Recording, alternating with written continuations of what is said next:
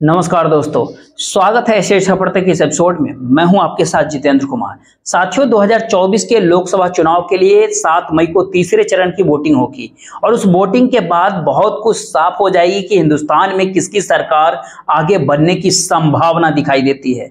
190 लोकसभा की सीटों पर वोटिंग हो चुकी है और 94 सीटों पर 7 मई को वोटिंग हो जाएगी। यानी कुल मिलाकर के कहे तो बहुमत के आंकड़े 272 से 12 अधिक लोकसभा की सीटों पर कल शाम तक यानी 7 मई तक वोटिंग हो चुकी होगी शाम तक। लेकिन बहुत कुछ संकेत 7 मई को ही मिल जाएगी। संकेत ऐसे कि एनडीए गठबंधन की कुलवा क्या घटने वाला है। क्या नीतीश कुमार सुशासन बाबू अपनी राजनीतिक प्राथमिकताओं को बदलने वाले हैं? क्या नीतीश कुमार 4 जून के बाद की परिस्थितियों को अभी से ही तैयार करने में जुट गए हैं? और क्या बिहार में सुशासन बाबू जो संतुलन की राजनीति को साधने में दोनों ओर से सेकुलर खेमे में भी और भारतीय जनता पार्टी वाले खेमे में भी दोनों तरफ संतुलन की राजनीति को साधने में माहिर जाने जाने वाले सुशासन बाबू, क्या इस संतुलन की राजनीति का अगला क्लाइमेक्स 1 जून के बाद देखने को मिलेगा? ये सब कुछ 7 मई के शाम के बाद साफ हो जाएगा और दिन में नीतीश कुमार 7 मई को बिहार विधान परिषद के सदस्य के तौर पर शपथ लेने वाले हैं और एक कार्यकाल उनका करीब 6 साल का है। 6 साल का कार्यकाल, यानी ये कहे कि 2025 में भी अगर विधानसभा चुनाव होगा, जिसकी संभावना 2024 में महाराष्ट्र और झारखंड के साथ ही हो जाने की संभावना जताई जा रही है, लेकिन फिर भी अगर इस बात को मान लिया जाए कि मौजूदा विधानसभा पूर्ण कार्यकाल पूरा करेगी और कार्यकाल पूरा करने के बाद भी अगर चुनाव होगा तो 25 से 30 के विधानसभा चुनाव के भीतर यानी अगले विधानसभा चुनाव के 5 साल के कार्यकाल में भी नीतीश कुमार के सामने किसी भी तरह से विधानमंडल के सदस्य के रूप में बने रहने की बाध्यता जो है और उस परिस्थितियां अब खत्म हो गई है, जिसके लिए उनको मेहनत करनी पड़ेगी। क्या मेहनत करनी पड़ेगी? अब वह खुल करके खेलने के लिए आजाद हो गए और खुल करके खेलने के लिए कल 7 मई के बाद वो और आजाद हो जाएंगे जब जनता दल यूनाइटेड जेडीयू के जब नालंदा के बाद जो सबसे बड़ा गढ़ माना जाता है, यानी ये कहे कि कोसी का क्षेत्र, कोसी का इलाका और पूर्वी मिथिला का इलाका, जो कि 3 लोकसभा सीटें जेडीयू का सबसे बड़ा गढ़ मानी जाती है, झंझारपुर, सुपौल और मधेपुरा, उन लोकसभा सीटों के ऊपर मतदान खत्म होने जा रहा है और 7 मई को ही तय हो जाएगा कि भारतीय जनता पार्टी बीजेपी बिहार के भीतर नीतीश कुमार के साथ आगे चलने का इरादा रखती है या फिर नहीं। इसको दूसरे शब्दों में अगर बात करें तो नीतीश कुमार भारतीय जनता पार्टी के साथ कितने दिनों, कितने हफ्तों, कितने महीनों तक आगे साथ चलने का इरादा रखते हैं। जी हाँ, कई सारे तथ्य हैं, कई सारे फैक्टर हैं जो साफ साफ इशारा करते हैं कि नीतीश कुमार के लिए इस बार जो फैसला करना है वह उनकी राजनीतिक अदा नहीं बल्कि उस राजनीतिक अदा से कहीं अधिक राजनीतिक मजबूरी के तौर पे सामने आ रहा है। 5 बड़े इसके रीजन है, 5 बड़े ऐसे बड़े बड़े कारण हैं, ऐसी परिस्थितियों को निर्मित करने वाले तथ्य हैं जिन तथ्यों के आश्रय बिहार के सुशासन बाबू के सामने 7 परिस्थितियां उत्पन्न हो गई है कि 1 जून 2024 के तत्काल बाद कोई न कोई फैसला लेने के लिए सुशासन बाबू मजबूर होंगे। करे तो क्या करे, ये फैसला लेने के लिए मजबूर है। और क्या तथ्य है, क्या फैक्टर है, क्या संकेत है, क्या इंडिकेशन है, उन सब का जिक्र आपके सामने कर रहे हैं। नंबर 1, बिहार के मुख्यमंत्री नीतीश कुमार और प्रधानमंत्री नरेंद्र मोदी एक साथ मंच साझा नहीं कर रहे हैं। पटना में रोड शो है, पता नहीं उस रोड शो में नीतीश कुमार मंच साझा करेंगे या फिर नहीं करेंगे। पटना में रोड शो के अलावा लोक जनशक्ति पार्टी के 2 कैंडिडेट और भारतीय जनता पार्टी के 1 कैंडिडेट के लिए 13 तारीख को प्रधानमंत्री की सभा भी है। उसके में क्या नरेंद्र मोदी के साथ नीतीश कुमार मंच पे मौजूद होंगे? खासकर हाजीपुर के सभा में जब चिराग पासवान के लिए चुनावी बिसात बिछाई जा रही है, वो चिराग पासवान जिन चिराग पासवान ने जनता दल यूनाइटेड को तीसरे नंबर पर पहुंचाने में बीजेपी को भारतीय जनता पार्टी के परोक्ष सहयोग से बहुत बड़ी भूमिका निभाई, क्या नीतीश कुमार उनके इलाके में मंच पर होंगे? अगर यदि किसी भी तरह उन्हें मंच पर लाया भी गया प्रधानमंत्री के साथ, तो क्या 13 मई को जो प्रधानमंत्री की सभा होगी हाजीपुर के अंदर, तो नीतीश कुमार के मुख से जो बोल निकलेंगे वो बहुत कुछ डिसाइड करेगा कि क्या होने वाला है। कल की शपथ तो नीतीश कुमार को सिर्फ राजनीतिक तौर पे आजाद कर रही है। आगे उस आजादी का जो है किस रूप में नीतीश कुमार सदुपयोग या फिर राजनीतिक दुरुपयोग करेंगे, वह देखी जाने वाली बात है। नंबर अगला कारण बताते हैं कि नंबर 1 में आपको अब साफ किया कि पीएम और सीएम एक साथ मंच साझा नहीं कर रहे हैं। ये अपने आप में एक बहुत बड़ा संकेत है, इंडिकेशन है कि भारतीय जनता पार्टी और जेडीयू के बीच बहुत कुछ ठीक नहीं है। ऐसा हो ही नहीं सकता कि आप किसी दूसरे गठबंधन की बात कर दीजिए। बताइए कि प्रधानमंत्री किसी दूसरे एनडीए शासित राज्य के भीतर चुनाव प्रचार करने के लिए जब जा रहे हो और उस राज्य का एनडीए का मुख्यमंत्री उनके साथ मंच पर नहीं हो, ऐसा आप बता दीजिए। चाहे वो मुख्यमंत्री योगी आदित्यनाथ हो, चाहे वो मोहन यादव हो, चाहे वो भूपेंद्र पटेल हो, चाहे वो एकनाथ शिंदे हो, चाहे वो भजनलाल शर्मा हो, चाहे वो नायब सैनी हो, चाहे वो कोई और हो, किसी भी एनडीए शासित मुख्यमंत्री को आप बताइए जो प्रधानमंत्री नरेंद्र मोदी के साथ मंच साझा नहीं कर रहा हो। बिहार के मुख्यमंत्री नीतीश कुमार के साथ ही ऐसा क्यों? अब ध्यान दीजिए, भीतर जो खबरें चलती है वो एक खबर एक होती है कि बिहार की मुख्यमंत्री नीतीश बाबू को ह्यूमिलिएट किया जा रहा है, अपमानित किया जा रहा है। अब दूसरे फैक्टर क्या है, दूसरा तथ्य जो बहुत बड़ा अपने आप में संकेत देता है कि दूसरा बड़ा संकेत ये होता है कि पहले जो 2 चरण का चुनाव में दिखा कि जनता दल यूनाइटेड जेडीयू के वोटर्स और कैडर का अपेक्षित सहयोग भारतीय जनता पार्टी, बीजेपी और लोक जनशक्ति पार्टी को उन 22 सीटों पर नहीं मिल पा रहा जहां पर बीजेपी और लोजपा चुनाव लड़ रही है। यानी नरेंद्र मोदी और चिराग पासवान के कैंडिडेट जहां पर लड़ रहे हैं, जहां पर अमित शाह के कैंडिडेट लड़ रहे हैं बिहार में, वहां पे भाजपा और लोजपा के कैडर जो है पूरे मन से सहयोग करते हुए नजर नहीं आ रही है। अब तक 2 फेज के चुनाव देश ने देखा। पहले चरण के 4 सीटों में जनता दल यूनाइटेड किसी सीट पर नहीं लड़ रही थी और दूसरे चरण के 5 सीटों में से भारतीय जनता पार्टी, बीजेपी किसी सीट पर नहीं लड़ रही थी। लेकिन तीसरा चरण ऐसा पहला चरण का चुनाव होगा जिसमें बीजेपी और जेडीयू, यहां तक कि लोजपा भी, तीनों को किसी न किसी सीट पर एनडीए के बतौर घटक दल वो चुनाव लड़ रहे हैं। कल अररिया में दिखेगा 7 मई को जनता दल यूनाइटेड ने कितना सहयोग किया बीजेपी को। खगड़िया में दिख जाएगा कि जनता दल यूनाइटेड ने कितना सहयोग किया एलजेपी को, यानी लोजपा को। और जेडीयू वाली सीट पर दिख जाएगा कि जेडीयू, भारतीय जनता पार्टी ने कितना सहयोग किया। और बीजेपी की तरफ से इस बार इस बात को नहीं मान सकते कि सहयोग नहीं किया जा रहा। लेकिन 2020 के चिराग मॉडल के दौरान भी जेडीयू के लोग बीजेपी का सहयोग कर रहे थे क्योंकि उनकी मजबूरी थी 122 के बहुमत के आंकड़े को पार करना, विधानसभा में उस आंकड़े को छूना। यही मजबूरी आज नरेंद्र मोदी के साथ है कि 272 का आंकड़ा किसी तरह छुए। लिहाजा जेडीयू वाली सीटों पर तो लिहाजा नहीं दिखती है, लेकिन अररिया और खगड़िया में कल 7 मई के शाम तक क्लियर हो जाएगी जेडीयू ने कितना सहयोग किया, कितना गठबंधन धर्म को निभाया। तो उनका समर्थन, जेडीयू के कैडर और वोटर्स का समर्थन संदिग्ध बताया जा रहा है भाजपा और लोजपा के।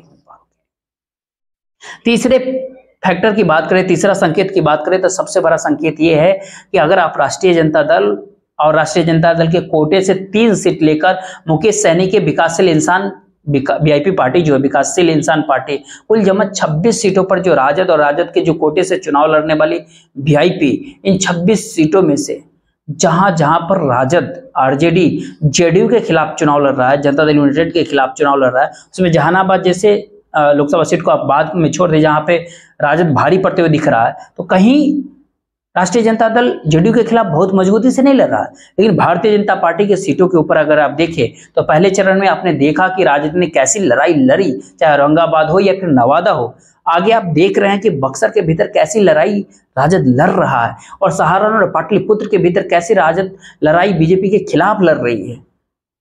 तो ऐसे में भारतीय जनता पार्टी की सीटों पर और भी अन्य कई सीटें, उजियारपुर के अंदर आज अमित शाह को पहुंचना पड़ा अपने नायब मिनिस्टर, जूनियर मिनिस्टर, गृह राज्य मंत्री नित्यानंद राय की कैंपेन में।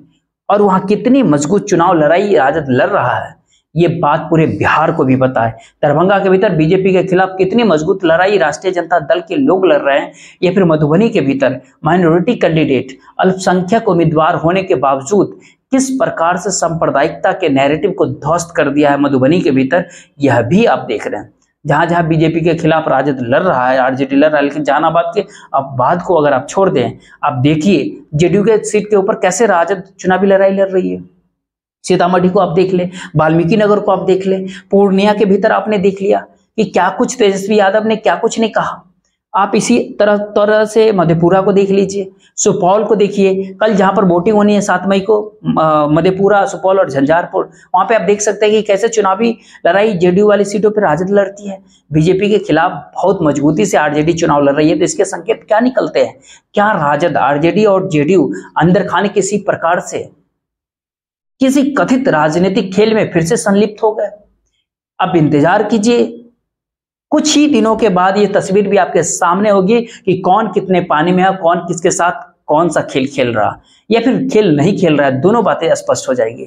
तो ये एक संकेत है बिहार की राजनीतिक गलियारों से। अगर अगला संकेत की बात करें तो कल मुख्यमंत्री नीतीश कुमार समस्तीपुर की सीट पर भी वो पहुंचे, जहां पर नीतीश कुमार की पूजा पार्टी के सदस्य रहे, अब उस पार्टी से दूर कर दिए गए बताया जा रहा है। अशोक चौधरी जनता दल यूनाइटेड से आते हैं, कांग्रेस पार्टी से लाया गया। उनकी बेटी संभवी चौधरी उन चिराग पासवान की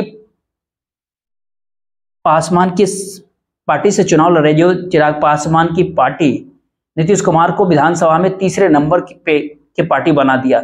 और उसी जिले से आने वाले नीतीश कुमार की छवि चमकाने वाले विभाग के मंत्री यानी सूचना जनसंपर्क विभाग के मंत्री महेश्वर हजारी।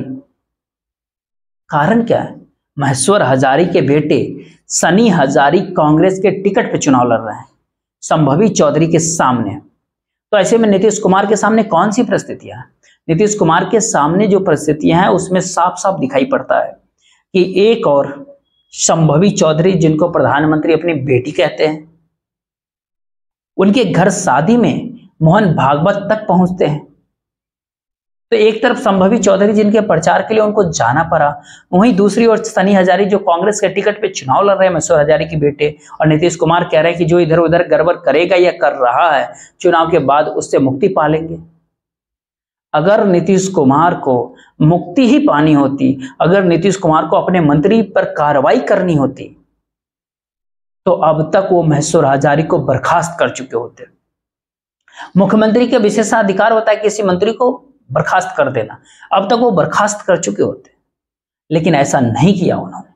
तो क्या माना जाए कि नीतीश कुमार की सहमति से कहीं महेश्वर हजारी ने अपने बेटे सनी हजारी को कांग्रेस पार्टी से चुनाव तो नहीं लड़वाया?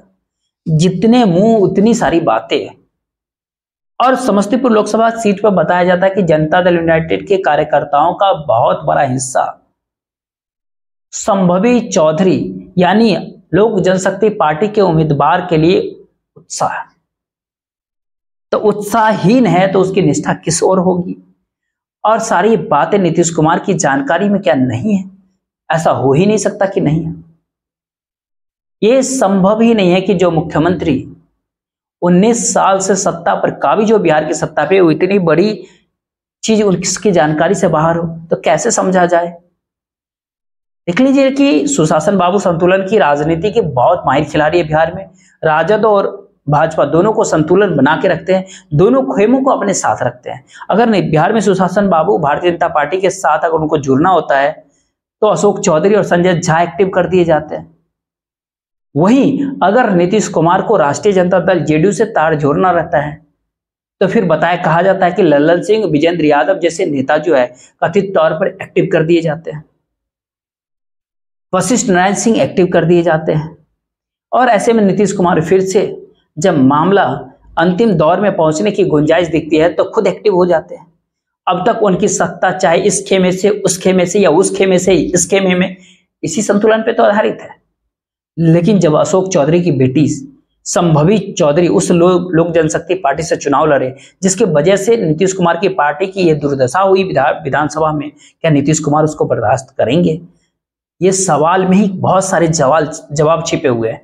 और अगला फैक्टर की बात करें, अगला तथ्य की बात करें, अगला संकेत की बात करें, जो सबसे महत्वपूर्ण कहीं ना कहीं अब दिखाई दे रहा है, क्या 1 जून 2024 के बाद नीतीश कुमार क्या करेगा? 1 जून को 7वें चरण का मतदान है, 5-6 बजे शाम तक वोटिंग खत्म हो जाएगी। वहीं 4 जून को मतगणना वोटिंग की काउंटिंग होगी। और भूल जाइए 1 जून के बाद की जो परिस्थितियां बनेगी बिहार में, उस पर नजर रखना इसलिए भी जरूरी है क्योंकि 1 जून को जब मतदान खत्म होगा तो इतना तो करीब करीब तय है कि देश की जनता ने जिस प्रकार से मूड बना रखा है, या तो वो सरकार इंडिया गठबंधन की बन जाएगी या फिर वो सरकार एनडीए गठबंधन।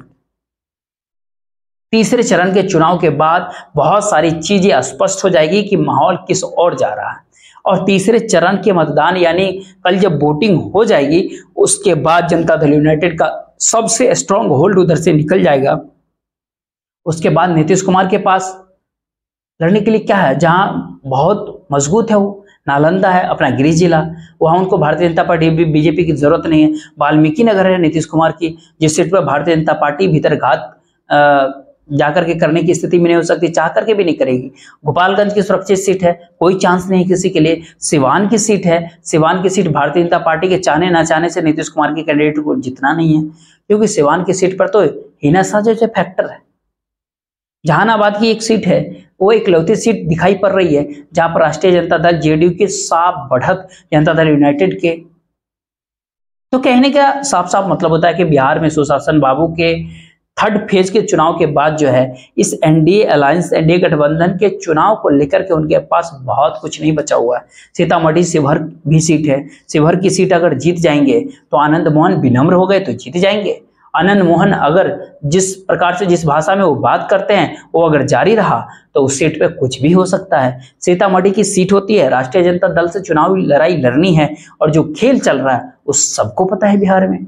तो सारा खेल कल 7 मई के मतदान के बाद तीसरे चरण के वोटिंग के बाद सबकी नजर बिहार के सुशासन बाबू पे होगा, नीतीश कुमार पे होगा, पलटू चाचा पे होगा। और 1 जून के बाद वो क्या कुछ करते हैं एक बार फिर से देखना जरूरी होगा। ये राजनीतिक मजबूरी है कि 1 जून 2024 के बाद नीतीश कुमार यानी सुशासन बाबू करे तो करे क्या, ये उनकी मजबूरी होती है। मजबूरी इसलिए भी क्योंकि 1 जून के बाद ये सारी परिस्थितियां कहीं ना कहीं करीब करीब देखने वाली होगी कि 4 जून को क्या होगा। 4 जून को जो सरकार बनेगी देश में वो अगर इंडिया अलायंस की बनेगी तो राजभवन में इंडिया अलायंस द्वारा नियुक्त गवर्नर जितना जल्दी संभव होगा लालू यादव बुला कर लेंगे। अगर वो गवर्नर अगर उधर से आ गए तो जनता दल यूनाइटेड जेडीयू के जो अभी हालात है ना, इस विधानसभा में जो जेडीयू की जो स्थिति है उसमें जनता दल यूनाइटेड को राष्ट्रीय जनता दल की तरफ से तोड़ने की कोशिश होगी, पहली बात। वहीं दूसरी बात, यदि भारतीय जनता पार्टी बीजेपी आ गई, जिसकी संभावना बहुत कम दिख रही है अब, अगर बीजेपी सत्ता में आ गई तो भारतीय जनता पार्टी और ज्यादा तेजी से जनता दल यूनाइटेड को खत्म करने की कोशिश करेगी। एकनाथ शिंदे के बहाने उनको मोहरा बनाकर उद्धव ठाकरे के विधायक दल को तोड़ दिया गया महाराष्ट्र में, सबने देखा कैसे तोड़ा गया। एनसीपी को तोड़ दिया गया, सबने देखा कैसे तोड़ा गया। वो खेल बिहार के भीतर भी हो सकता है, यही खेल हिमाचल में दोहराने की तैयारी की जा रही थी। लेकिन नीतीश कुमार आज के दौर में इतने मजबूत अब नहीं है कि वो जनता दल यूनाइटेड को टूट से बचा सके। संतुलन की राजनीति की सीमा जो है तभी होती है जब 243 सदस्यों के विधानसभा के भीतर आपके विधायकों की संख्या 70, 75, 80 से अधिक हो। वो स्थिति बिहार में नीतीश कुमार की नहीं है। 43-44 विधायकों में 2/3 का आंकड़ा कभी भी पूरा हो सकता है। तो ये संभावना बिहार में सुशासन बाबू को साफ साफ दिख रहा है कि 4 जून के बाद उनकी पार्टी के साथ कौन कौन सा खेल बिहार में और कौन कौन सा नया खेल हो सकता है। इस खेल को नीतीश कुमार आंख बंद करके होने देंगे? क्या नीतीश कुमार उद्धव ठाकरे हैं कि वो महाराष्ट्र में बैठे रहे और उनके विधायक एक एक करके पहले सूरत और फिर गुवाहाटी पहुंचाए जाते रहे? ये बिहार में नहीं हो सकता। नीतीश कुमार को जानने वाले लोग इस बात को समझते हैं कि मंच से भले वो 4000 सांसद दिलवा दे, किसी पे बैंक कर सांसद को 4000 पहुंचा दे, लेकिन ये कभी भी नहीं हो सकता कि वो अपने विधायकों के एक मौका दे। तो 1 जून के बाद 2 ही परिस्थितियां संभव है। एक कि नीतीश कुमार इस विधानसभा को खत्म करने की कोशिश करें और फ्रेश इलेक्शन अक्टूबर, नवंबर, दिसंबर के महीने महाराष्ट्र के साथ, झारखंड के साथ हो जाए। दूसरा, वहीं नीतीश कुमार इस एनडीए अलायंस एनडीए गठबंधन को टाटा बाय बाय कहने की हद तक आगे बढ़ जाएंगे और दोनों ही काम के लिए परिस्थितियां उनके अनुकूल दिखाई पड़ने लगी है। अगर बीजेपी लोकसभा चुनाव हार रही होगी तो बीजेपी विधानसभा भंग करने के लिए नीतीश कुमार के शर्त पर सहमत हो जाएगी, क्योंकि दिल्ली भी गवा दे और बिहार भी अलायंस पार्टी भी गवा दे। दिल्ली के साथ साथ एक बड़े राज्य के भीतर जो सत्ता का साइकोलॉजिकल मनोवैज्ञानिक जो आधार होता है ना वोटर्स के बीच की, हमारे पास इतने बड़े बड़े राज्यों में सत्ता है, वो दोनों कोई नहीं गवाना चाहेगा। इस तरह की राजनीति भूल कोई भी नहीं करता। बाकी दीजिए मुझे इजाजत। जय हिंद, जय